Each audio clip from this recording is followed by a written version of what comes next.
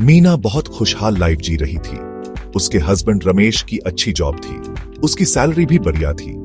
उनका खुद का एक सुंदर बड़ा सा घर था। उनके बच्चे ब्राइट और खुशमिजाज थे। लाइफ उन्हें एकदम सिक्योर और प्रेडिक्टेबल लगती थी। उन्हें लगता था कि उनके पास जरूरत से ज्यादा पैसे हैं। वो बस अपने प्रेजेंट मोमेंट्स को साथ में एंजॉय करने पर फोकस करते थे। वो फ्यूचर की परेशानियों के बारे में कभी कभार ही सोचते थे। सच तो ये है, उन्हें लगता था कि बुरी चीजें सिर्फ दूसरों के साथ होती हैं, उनके साथ नहीं। मीना के दिन मजेदार एक्टिविटीज से भरे रहते थे। वो अक्सर बढ़िया कपड़ों और घर के सामान की शॉपिंग करने जाती थी। उसे अपने फ्रेंड्स के साथ अच्छे रेस्टोरेंट्स में लेजरली लंचेस करना पसंद था। वो कई सोशल गैदरिंग्स और पार्टीज में रेगुलर थी।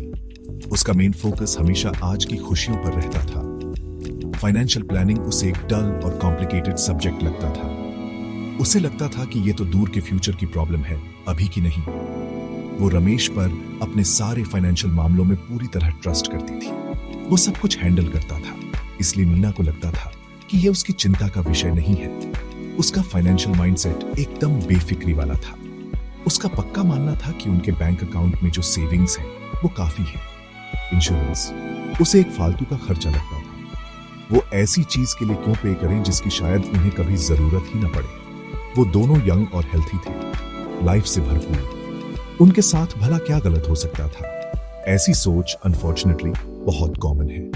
बहुत से लोग बिल्कुल ऐसा ही सोचते हैं, लेकिन फाइनेंशियल सिक्योरिटी के लिए ये तरीका बहुत डेंजरस है। ये जो बेफिक्री वाली फीलिंग है ना, ये एक छुपा हुआ जाल है। ऊपर से ये सेफ और कंफर्टेबल लगता है, पर होता नहीं है। लाइफ तो अनप्रिडिक्टेबल होती ही है। अनएक्सपेक्टेड इमरजेंसीज किसी के भी साथ कभी भी हो सकती है। अगर कोई सॉलिड फाइनेंशियल प्लान न हो तो एक छोटी सी प्रॉब्लम भी जल्दी ही एक बड़ी क्राइसिस बन सकती है। मीना एक नाजुक से सिक्योरिटी के बबल में जी रही थी, जो उसे लगता था कि सच है। ये एक ऐसा बबल था जो उसे बिना पता चले टूटने ही वाला था। उसे आने वाला खतरा दिखाई नहीं दिया। उसकी सिचुएशन में ज्यादातर लोग कभी देख ही नहीं पाते। एक दोपहर मिस्टर शर्मा नाम के एक फाइनेंशियल एडवाइजर उनके घर आए। वो रमेश के एक कॉलीग के प्रोफेशनल एक्वेंटेंस थे।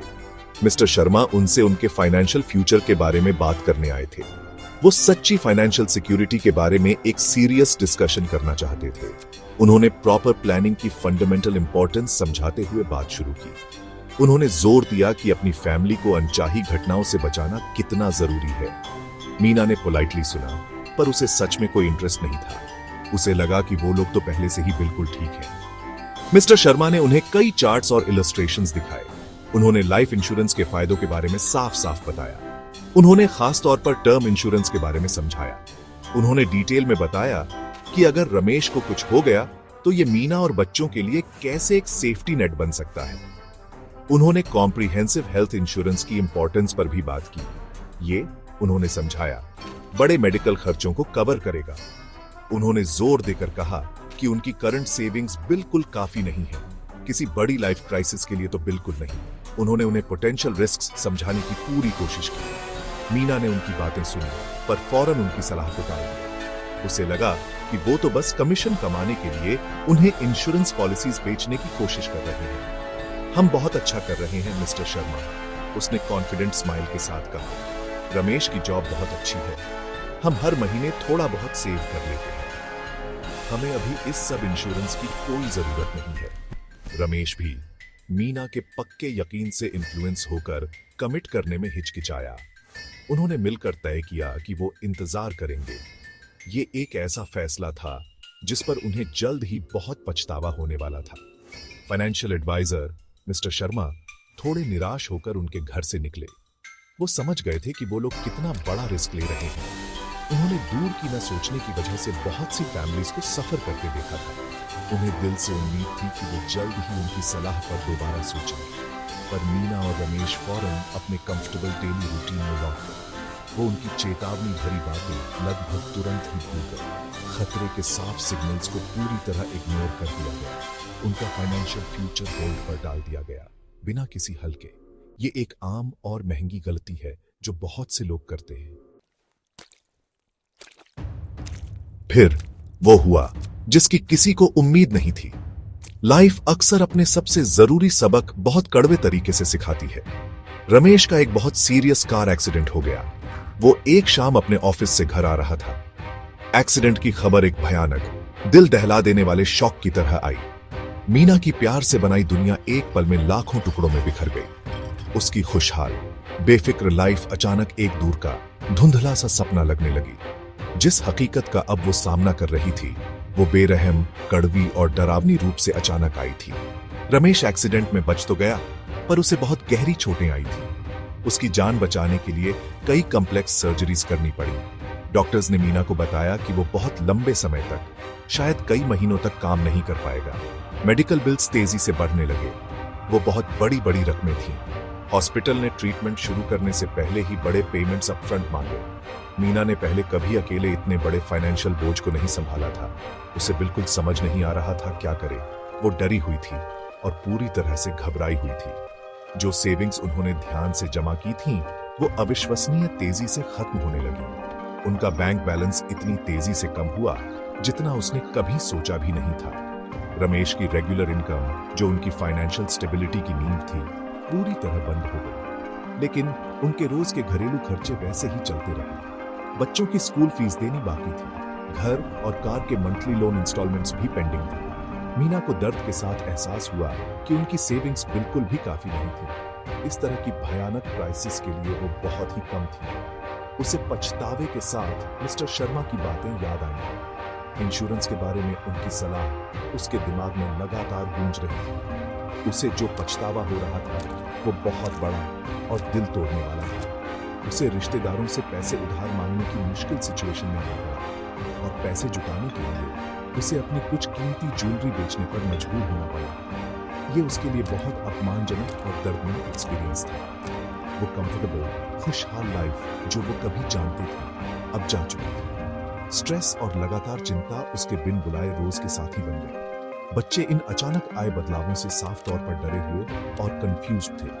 मीना जानती थी कि उसे उनके लिए स्ट्रांग बनना होगा, पर अंदर से उसे लग रहा था कि वो प्रेशर में टूट रही है। फ्यूचर के लिए प्लानिंग न करने की ये भारी कीमत थी। धीरे धीरे, बहुत मुश्किल से रमेश अपनी चोटों से रिकवर होने लगा। पूरी फैमिली के लिए ये एक बहुत लंबा और अविश्वसनीय रूप से मुश्किल रास्ता था। इस मुश्किल समय में मीना ने कई कड़वे पर अनमोल सबक सीखे। उसे आखिर फाइनेंशियल सिक्योरिटी का असली गहरा मतलब समझ आया। ये सिर्फ आज धन दौलत और आराम होना नहीं था। ये असल में अपनी प्यारी फैमिली को कल की अनप्रेडिक्टेबल अनिश्चितताओं से बचाने के बारे में था। इस दमदार एहसास ने उसका नजरिया पूरी तरह बदल दिया। वो बिना किसी शक के जानती थी कि उसे फौरन एक्शन लेना होगा। सबसे पहला काम मीना ने मिस्टर शर्मा से कांटेक्ट करने का किया। उसने पहले उनकी सही सलाह न सुनने के लिए नम्रता से माफी मांगी। उसने बताया कि अब वो अपने फ्यूचर के लिए प्लान करने को तैयार है। मिस्टर शर्मा दयालु, पेशेंट और उसकी सिचुएशन को गहराई से समझने वाले थे। उन्होंने उसकी करंट फाइनेंशियल स्टैंडिंग को ध्यान से असेस करने में मदद की। फिर उन्होंने उसे सही तरह के इंश्योरेंस लेने के लिए एक्सपर्टली गाइड किया। इसमें रमेश के लिए एक अच्छा खासा टर्म लाइफ इंश्योरेंस पॉलिसी शामिल था। उन्होंने पूरी फैमिली के लिए एडिक्वेट हेल्थ इंश्योरेंस कवरेज दिलाने में भी मदद की। उसे एक बहुत बड़ी राहत महसूस हुई। मीना फाइनेंशियल प्लानिंग और तैयारी की एक पैशनेट एडवोकेट बन गई। उसने अपनी पर्सनल स्टोरी और अपने दर्दनाक एक्सपीरियंसेस को फ्रेंड्स और फैमिली के साथ ओपनली शेयर किया। उसने उनसे दिल से गुजारिश की कि वो वैसी गलती न करें जैसी उसने की थी। अपने प्यारों को सबसे ऊपर रखकर प्रोटेक्ट करो, वो अक्सर कहती। जागने के लिए किसी क्राइसिस के आने का इंतजार मत करो। प्लीज किसी क्वालिफाइड फाइनेंशियल एडवाइजर से बात करो। अपनी फैमिली का फ्यूचर आज ही सिक्योर करो। ये सबसे इंपॉर्टेंट और प्यार भरा गिफ्ट है जो तुम उन्हें कभी दे सकते हो। उसके दिल से निकले शब्दों में बहुत वजन और यकीन है। आज मीना की फैमिली फाइनेंशियल और इमोशनल रिकवरी के रास्ते पर लगातार आगे बढ़ रही है। वो अब अपने फाइनेंसेस को लेकर बहुत ज्यादा केयरफुल और माइंडफुल है। वो कमाए और खर्च किए गए हर एक रुपये की कीमत अब सच में समझती है। मीना जानती है कि लाइफ अनप्रेडिक्टेबल हो सकती है और अक्सर होती है, पर वो ये भी जानती है कि प्रॉपर प्लानिंग और तैयारी के साथ तुम चैलेंजेस का डटकर सामना कर सकते हो। तुम अपनी फैमिली को बड़ी मुश्किलों से इफेक्टिवली प्रोटेक्ट कर सकते हो। तो मैं आज अभी आपसे पूछता हूँ, कैप 2S। क्या आप सच में अनएक्सपेक्टेड के लिए प्रिपेयर्ड हैं? क्या आपकी फैमिली सच में सिक्योर है? एक फाइनेंशियल एडवाइजर से बात करें, इसे अभी करें, एक और दिन इंतजार न करें।